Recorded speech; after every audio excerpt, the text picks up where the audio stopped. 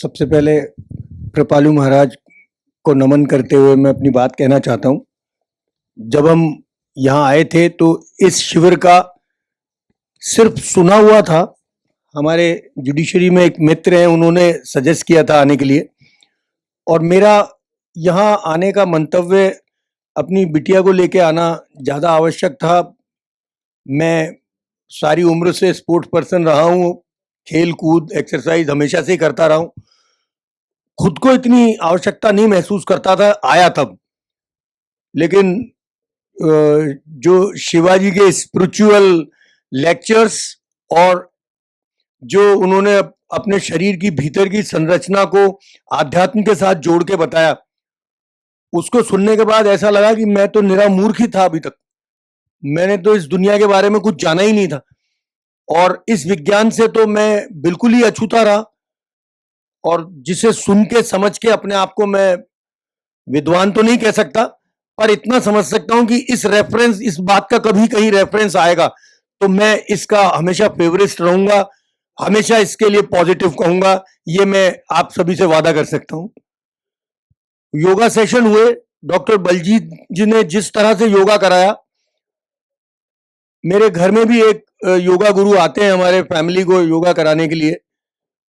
उनके और डॉक्टर बलजीत के एटीट्यूड और अप्रोच में रात और दिन का फर्क लगा। जिस तरह से उन्होंने श्लोक और उसको जोड़ा, मतलब ऐसा लगने लगा कि जैसे जिन चीजों को हमने कभी नोटिस ही नहीं किया, जैसे पंच तत्व बार बार हर चीज में आए, चाहे वो योगा हो, चाहे मैं गुरुजी बोल सकता हूं ना शिवा साहब, चाहे गुरुजी का बोलना रहा हो,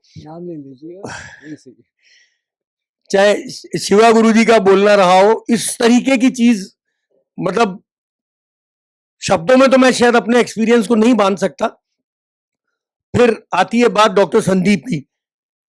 सेवा भाव का ऐसा, मैं प्रदर्शन वर्ड भी नहीं मेरे लिए ठीक है, पर सेवा भाव का इस तरीके से ओढ़ लेकर उन्होंने रातों को कमरे में आके लोग अपना एक्यूप्रेशर से इलाज करना, मैग्नेट अपने पास से देना, दवा जो भी वो अपने पास से कर सकते थे। मेरे ख्याल से काफी लोगों के ये कलर थेरेपी भी इन्होंने दी है, मैं उनका भी बहुत बहुत धन्यवाद देना चाहता हूं।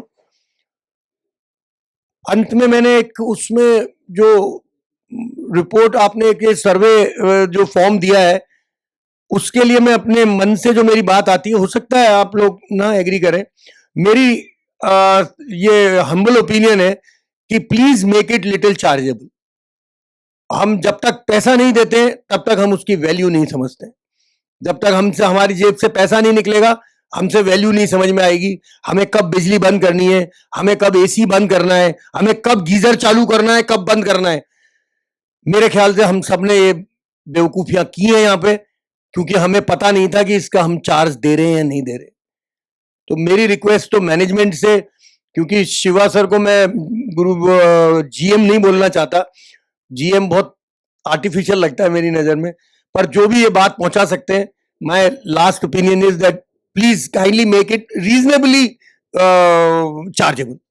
Thank you so much. हाँ, एक यहाँ आके मुझे नए दोस्त मिले, खासतौर से गुरुजी, आनंद आया आपके साथ समय व्यतीत करके। Thank you.